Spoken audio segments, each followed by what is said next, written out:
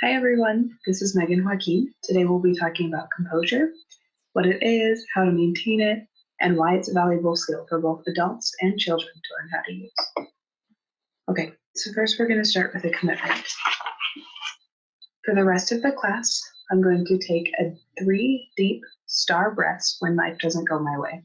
STAR stands for stop, take a deep breath, and relax. Or smile, take a deep breath, and relax. I especially want you to use this if throughout the class I happen to share information that makes you feel overwhelmed, or maybe it just contradicts a lot of what you've heard most of your life and you're feeling a bit overwhelmed. I encourage you to commit to this and to take your 3 deep star breaths. Okay, so the first power that we're going to discuss in relation to composure is the power of perception. The power of perception puts us in charge of ourselves. It allows us to model the behaviors we want to see and to be the person that we want our children to become. I mean, do we want our children to yell and be out of control? Because if we yell at our children, they are going to yell at their friends. As much as we'd like to think that, if we yell at our kids, it's okay. Do as I say, not as I do. We hope that they'll find a better way. It's not going to happen. And the reason is, it's not because our children don't want to work hard enough or because they're not kind enough or conscientious enough. It's because the best way that children learn skills is by watching their parents and their siblings. And if these are the things that their families are doing, they're just going to assume that that is the way to solve problems. And that is how to handle their emotions. I have been using conscious discipline in my personal life for a little over 2 years now. I have a 3-year-old daughter, and so I guess I've been using it with her for most of her life. And she is really, really, really obsessed with Pokemon. So a couple of weeks ago, I was watching Detective Pikachu with her. Of course, we had just bought it because she hadn't stopped talking about it. And there's a part in the movie where the main character is clearly upset. So she walked up to the screen and she looked at him and she said, "You are strong. You will get through this." That's my 3-year-old. And I couldn't help but laugh because I say that to her all the time. Granted, I may not always say that with the amount of compassion necessary, but I say that all the time. So genuinely, our children really do learn from the things that we say and do, and those are the things that they're going to imitate. And then those are the things that they're going to think are normal, and the things that they think that they should do. But also, before I began learning about conscious discipline, I didn't have the ability to control myself.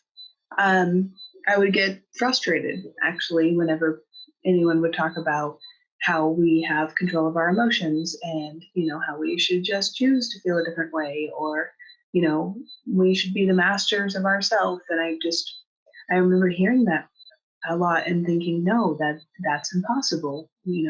My emotions are, they're too much. I can't do anything about it.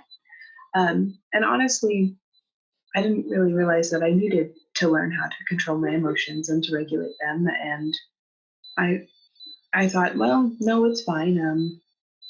I've never punched anyone. I've never screamed in my boss's face, so does it really matter? But the more I learned about conscious discipline, the more I realized that the reason that it matters is because I was actually lacking a skill. And probably a lot of us are lacking this skill. And that's okay. Because the good thing about lacking a skill is that it gives us room to learn so we can gain that skill. And now that I understand what I was lacking and I understand why it's so important that I learn how to regulate my emotions, I can understand that, even when I feel like a deep rage or I see my daughter feeling the same thing, that it's okay to feel this way, but it's so much better to not have to be held hostage by our emotions, but instead learn how to live with them. Okay, So what I love about conscious discipline is the way that it works is conscious discipline first addresses the emotional intelligence of adults and children second. Because, like I've mentioned before, we can't teach our children skills that we don't have. If we want our children, when something upsetting happens to them, to be able to take a couple deep breaths and cry or scream if they need to, but to then not hit anyone, then we need to show them how we do that. We need to show them when we're in traffic, how we take a couple deep breaths and we don't rage at the other cars for being there. We need to show them what to do. And the great thing about conscious discipline is they give us the tools to know how to do that. So conscious discipline does this through first, establishing safety, second, connection, and third, problem solving. So one of the big tenets of conscious discipline is that they talk about having 3 different brain states. So the first brain state is the survival state. Now the survival state, and I'll be showing you a clip in just a little bit. The survival state is triggered when we feel threatened. It doesn't matter if the threat is physical or social, real or imagined. It only matters that we feel unsafe. When we're in the survival state, we might have physical reactions to it. These reactions would be fight, flight, or surrender. Your kids best. You know which one they're more likely to engage in, or maybe they do a mix. My daughter does a lot of fight. But this affects all humans. These are the only skills we have when we feel unsafe. That's a universal thing. Because basically when we're in this state, our brain is pretty much throwing away all of the other information we've ever learned. Maybe we know all the lyrics to Call Me Maybe, but in this state, our brain's throwing it away. And the only thing that our brains remember right then is how to survive. And when that's the only skill we have, the skill of survival, that doesn't leave much room for kindness or fairness or patience. So here's a quick clip that shows, I think quite well, how our brains look when we're in the survival state. What's his name? What's his name? I got nothing on a name. Come on, baby, what's the name? We threw out his name!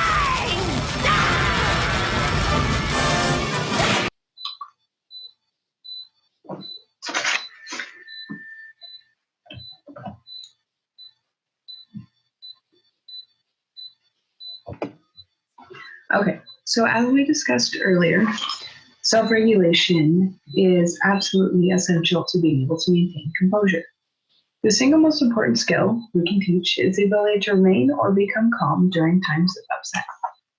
Now, some of you might be suspecting at this point that maybe you lack some self-regulation skills, or maybe you're aware that this is something that's difficult for you. And you're probably wondering, well, why didn't my parents teach me this? And now what I hope you're not wondering is, are my parents bad parents because they didn't teach me these skills? And I just want to say no.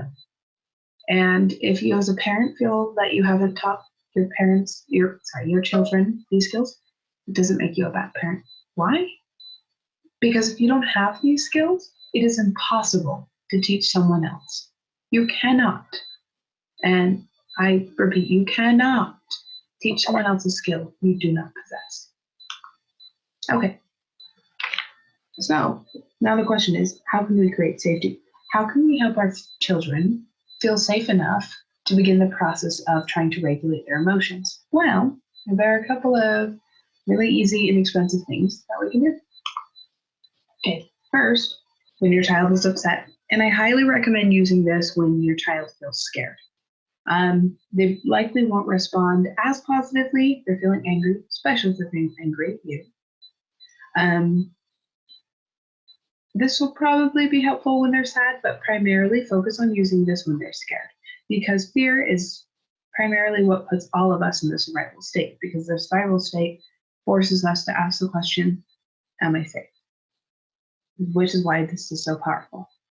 So if you need to tell yourself this first, because maybe your heart is pounding, maybe you feel a little scared when your child screams a lot, or maybe you start to feel out of control. So start with yourself. Say, I am safe. Keep breathing. Can handle this. And then move on to your child. Say, you are safe. Keep breathing. You can handle this. And I love this. Hold your child if necessary. Touch helps. Eye contact helps. You know your child best. But just imagine here, you are safe. Keep breathing. You can handle this. Because ultimately, our children are always looking to us as a means of support. And if we want to help them feel safe and like they can handle things, then we need to understand that no amount of distress is too much for us, because we will love them through it. So the most important thing when you're trying to help your children calm down from this big emotional state that they're in is to use a calm and measured tone of voice.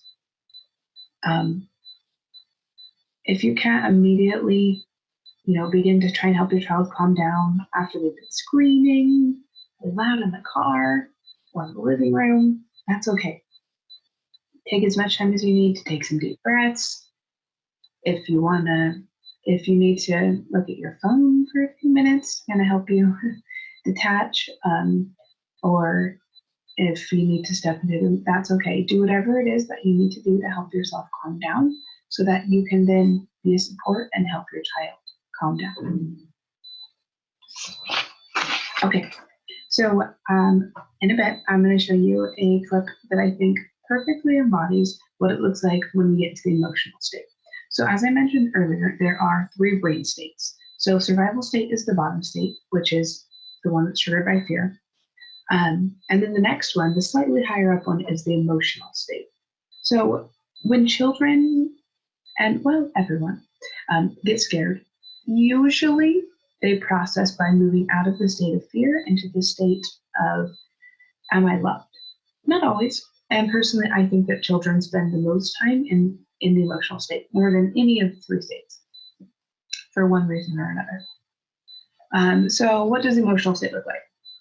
The emotional state looks like a lot of yelling, a lot of blaming. It's a lot of, you're ugly, you're stupid, I'm not your friend. A lot of verbal bullying is the emotional state, because basically what's happening for adults and children is that when we push each other away and we're mean, there's this deep part of us that's just asking, am I loved? Are you still going to love me after this? And it's asking, how conditional is this love? So here's a quick clip that will show you really well what. Okay. So I hope at this point I've established why it's important for us as adults to have self-regulation skills. But here are 2 points that I want to use to really drive home. Children can only learn when they feel physically and emotionally safe. If you want your child to learn the alphabet, then you need to make sure that when you teach it to them, that there's not a barking dog nearby that's scaring them. But also you need to make sure that you're not teaching them right after they got in a fight with their sibling. Because at that point, their brains are going to be far too emotional and too chaotic to be able to process and comprehend new information. Additionally, self-regulation in children is a top predictor of life success, and it starts with a calm, composed adult. So why should we learn self-regulation? Why is it part of success? Well, let me tell you, it's pretty hard to keep a job when you can't control your emotions, because imagine you get so angry at your boss that you punch him. You're probably going to get fired for that. And if that's a pattern where you cannot control your emotions, so you punch, you're going to keep losing your job. And that is why the ability to control our emotions and to regulate them and to feel them, process them, and let them go, that is why. that leads to success. And why does it start with a calm, composed adult? Well, children learn pretty much everything from us, at least in those first 5 years. They learn so much. But the thing that most impacts them is how their parents process their emotions. That is one of those skills that once it's learned in childhood, it's pretty difficult to unlearn. I'm sure in school all of us learned about Christopher Columbus, but then probably a lot of us forgot all of the things surrounding him, like that he sailed in 1492 and all that.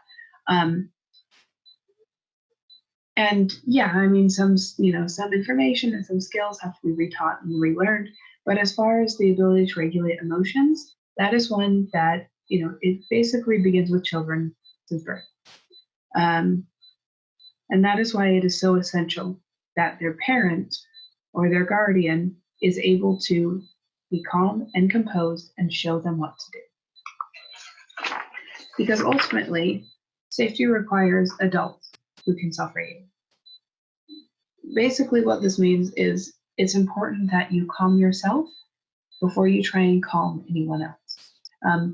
It's really not convincing when you're telling your child, "You are safe. You'll get through this. Keep breathing. It's okay." And it's okay. It's okay if you've done that, or if you do that, because we all get angry. We all get sad. We all get overwhelmed. It's normal. But the thing that we have to learn how to do, if this matters to us, to teach to our children, is we have to learn how to put our emotions aside long enough to help our children be calm, long enough for them to work through their emotions. The wonderful thing that I've noticed about children is that once you've helped them through their emotions, it doesn't take that long. It's not necessarily like it would be with an adult, where an adult may need an hour to really talk out how something made them feel and to process and things like that. Children are really resilient, I think partly because they're so young. They have very little life experience. So once you remove a threat, or once you talk to your child about how much a certain experience may have hurt their feelings, they move on pretty quickly. And it's awesome. Okay, so out of control adults, whether yelling, ignoring, blaming, or intimidating, are always a threat to children. So what this means is that it's absolutely essential that we validate our children's emotions. So like I mentioned earlier, with my daughter watching Detective Pikachu, I use that skill a lot when she's upset. I'll tell her, "Wow, you really didn't want to leave the park. You really wanted to keep playing." And sometimes she'll pause and she'll kind of look at me and I can tell that she's connecting with what I'm saying, because that is how she felt. Sometimes she'll correct me and she'll tell me, "No, I'm not sad, I'm angry," or the opposite. Sometimes she'll yell at me that she's sad. And I don't find it that convincing, but that's okay, because that's what she's telling me. So I'm not gonna deny that. But when our children come to us, or when they're just next to us and they're fighting and they want this toy and they're upset and they begin crying, of course there's this part of us that wants to say, "Well, if you had just shared, you wouldn't be going through this," or "You have a bunch of other toys, go play with those instead." But here's the thing. When children don't get their way, it affects them so profoundly, in a way that it's almost like grief. They almost are grieving for that toy that they didn't get to play with, because they love it so much. And love for children looks a little different, because it's very profound and it's very intense, and it usually lasts a very short amount of time. So that's why it's important to tell our kids, "You really wanted to keep playing with that toy. You must be feeling really sad. You're strong. You'll get through this." And, the specific wording that you end up using is not necessarily that important. The thing that matters most of all is that you're calm, and, you're not blaming them for wanting one toy or the other.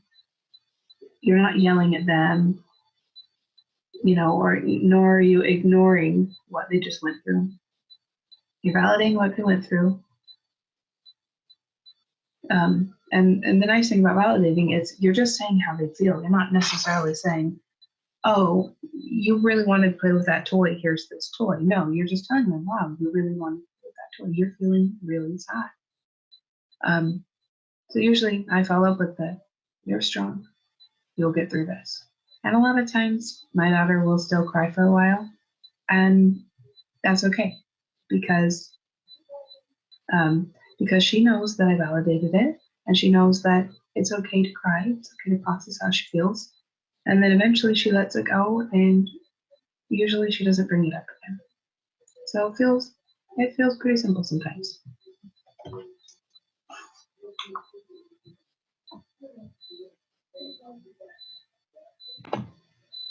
Okay, so now I would like to do an activity with all of you.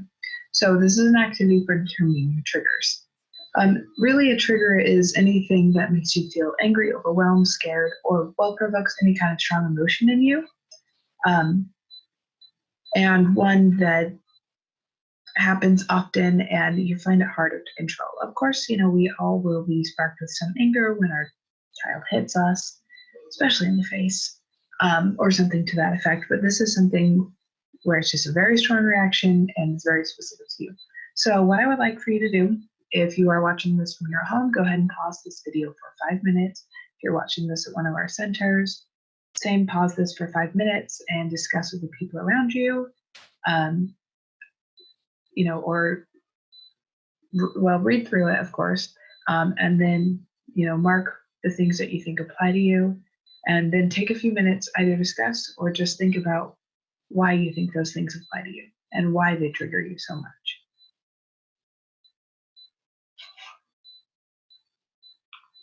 Okay. So I hope that activity was helpful. I think that identifying our triggers is very helpful because for me, when my daughter does something that specifically aggravates me, I can understand, okay, I am feeling really angry, not because what she did was that bad, but because what she did hit something personal inside of me that really bothers me. And usually for me, that helps me calm down and that helps take me out of that. Am I safe? I'm like, yes, I am. She wasn't intending to trigger me, even though she did. And I think, am I loved? And I think, yes, I am, because once again, she wasn't intending to trigger me. It was an accident. So now our question is, now that we've learned a lot about how to help our children feel safe and how to help them feel loved, how can we create connection? Because connection will take us into the third part of the brain. So we've talked about survival and we've talked about the emotional state. So the final state is the executive state. Now, the executive state is a state that we all wish we could be in all the time. This is the state where we can solve problems, we can come up with solutions. Basically, this is our brilliant state. And it looks absolutely fantastic when our children are in the executive state. I do want to point out, however, that one of the examples of children being in the executive state, and some of you might find this a little disappointing, when your children are asking you lots of questions, trying to learn more about something, and I don't mean those questions of, Mommy, why can't we go eat ice cream? And then they ask you, why? Why not? Over and over. That's not the executive state. But when they're asking you things like, why is the sky blue? And then you give them an answer and they say, but why? And they're genuinely trying to understand what you're saying. That's the executive state because they're doing their best to learn. And sometimes, let's be honest, it can be a little annoying, but it just means that they feel safe, they feel loved, and now they're just excited and they want to learn more about the big world around them. So, how can we help move them from that emotional, question of, am I loved, to connecting with them? Well, I'd like to show you a video from Conscious Blend of loving rituals. This is a great way for you to connect with your children. I Love You rituals are designed to build bonds between people so that each person in the interaction feels a sense of connection. Connection with parents, connection with teachers, and connection between children. This sense of connection creates a biochemistry that optimizes the function of our brain.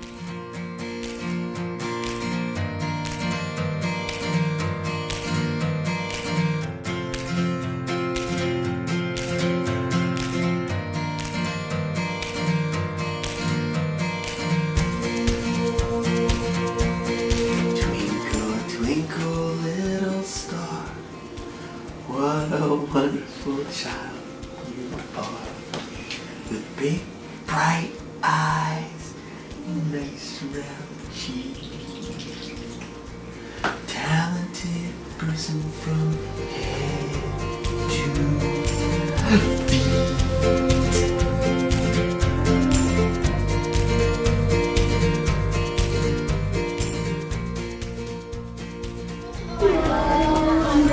Child you are, with bright eyes and nice round cheeks, a talented person from head to feet. Twinkle, twinkle, little star, what a wonderful child you are.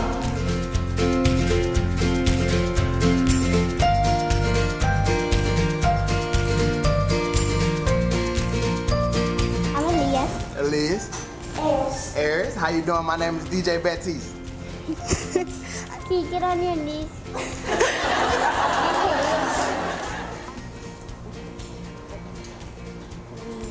Twinkle, little star, what a wonderful child you are.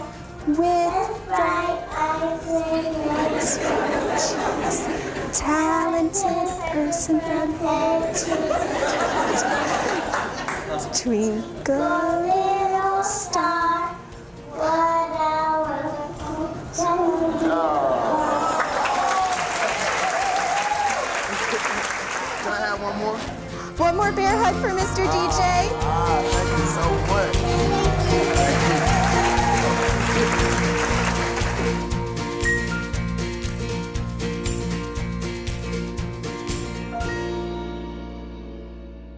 Twinkle, twinkle, little star, how I wonder what you are. With bright eyes and rosy cheeks, a talented mother from head to feet. Twinkle, twinkle, little star, how I wonder what you are. I love you.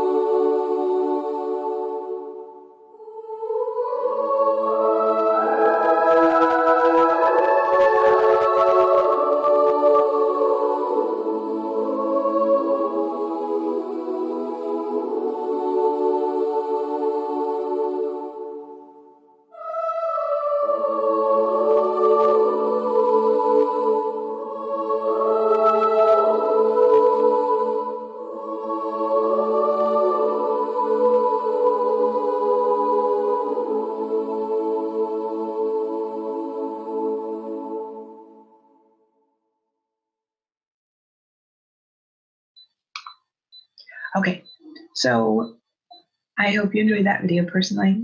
I love it. But I want to talk about some other ways that we can connect with our children. It doesn't necessarily have to be through singing or, by memorizing certain hand motions or things like that. There are a lot of ways that we can connect with our children. And I would bet that a lot of you have already developed a lot of loving rituals within your family. So I've included some photos of my husband, my daughter. And I just wanted to share, some of the ways that you can connect with your children are by sharing your interests with them. My husband is a chemist. So if you'll notice in one of the photos, my daughter is in front of a computer and she's wearing a lab coat. He doesn't let her touch any of the dangerous chemicals, of course, but he's made a concentrated effort to share with her, anything that he wants to, related to his chemistry, and a lot of it goes over her head. And if I'm being fully honest, a lot of it goes over my head too. But the point is that he's excited about it and he wants to share it with her. And even if she doesn't understand, she still is picking up that her dad is trying to connect with her. And another way, my husband's all on board, my daughter on a scooter.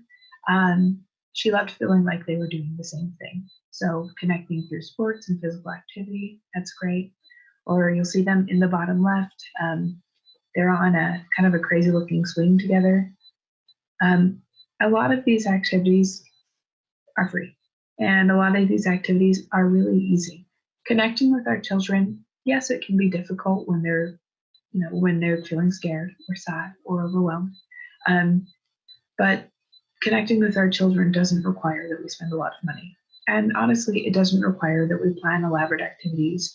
And we really don't need to even think, oh, well, I don't have time to connect with my child today because I don't have 2 hours to do it.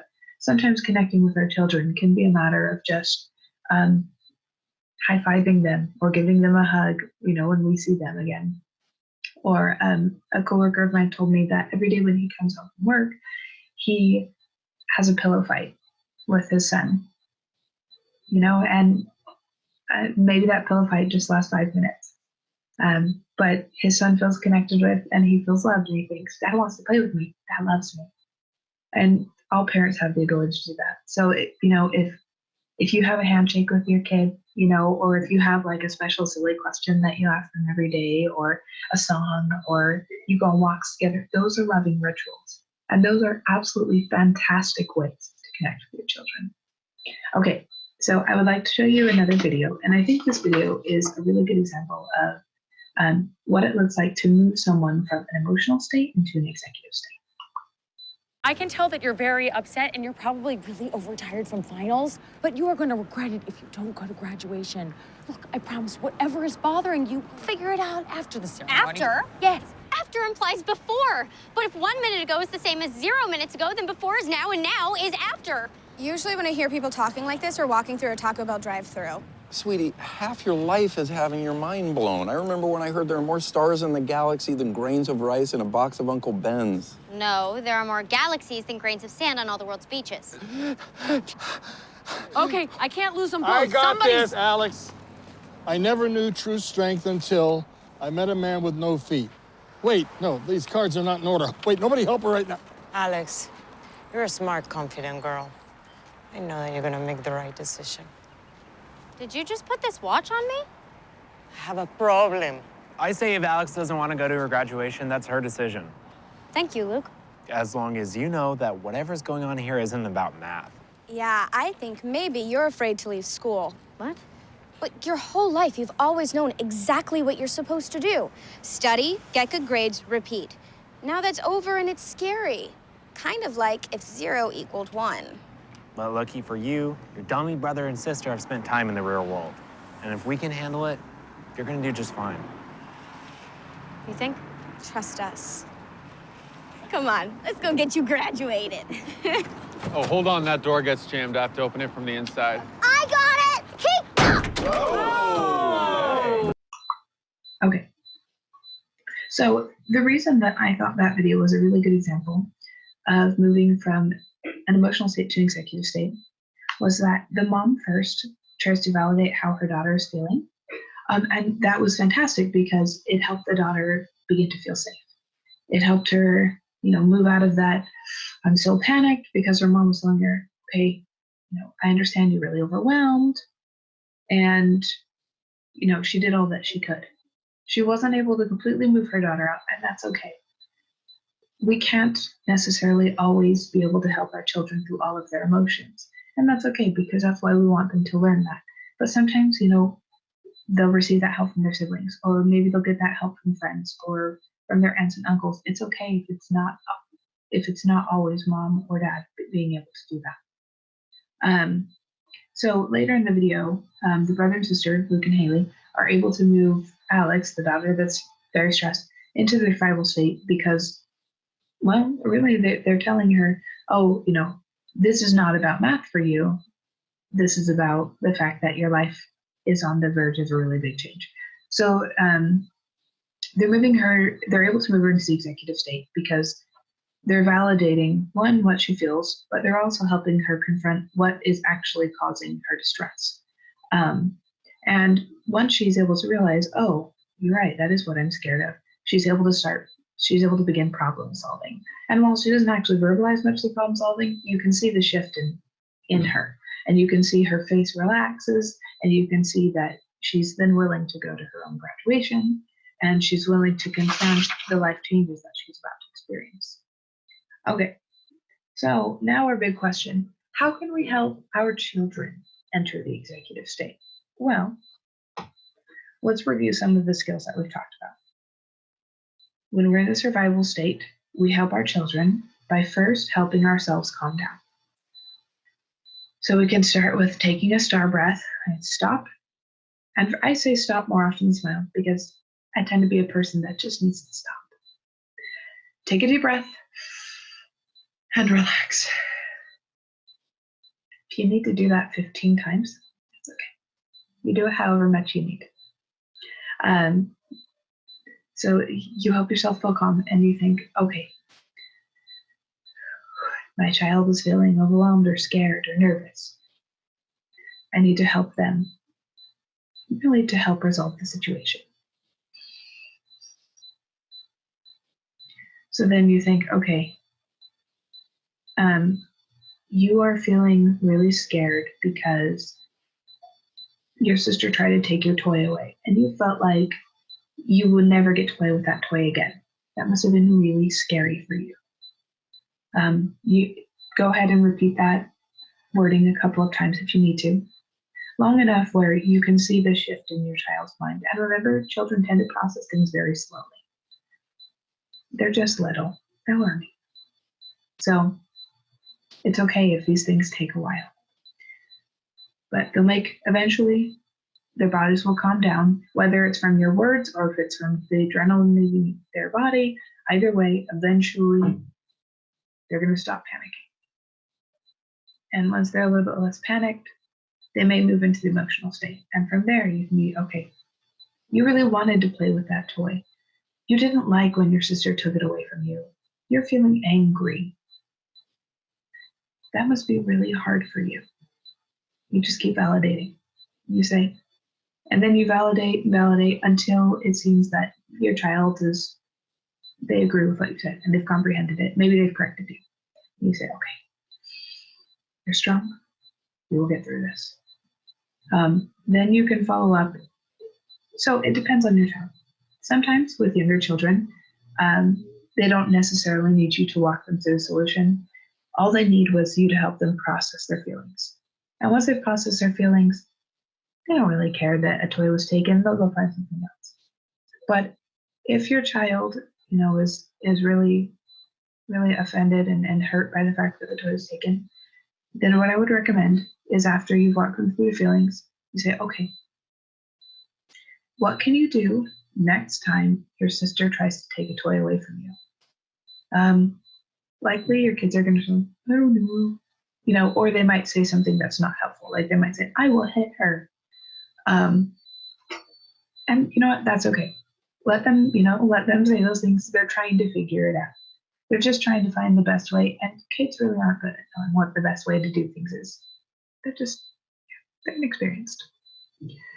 So then offer them suggestions of, okay, the next time your sister takes a toy away from you, instead of screaming at her, you can come and tell me and I will talk to her. Or you can, okay, the next time your sister takes a toy away from you, you can find a different toy to play with and wait to have a turn again after. And give them as many solutions as they need until they find, until you find one together that your child seems to feel pretty okay with. Like, okay. And I would just like to say that none of these things are going to work on the first try. At least not necessarily magically. But that the more that you apply these skills and that you continue working with your children, it will make a difference. It may take 2,000 attempts for it to make a real big difference. But the point is that the difference matters. And I mean, we do tend to raise our children to adulthood. So if it takes 2, 3, 4,000 times, well, we've got a lot of years to do that. So best of luck with everything, and thanks for watching. See you next week.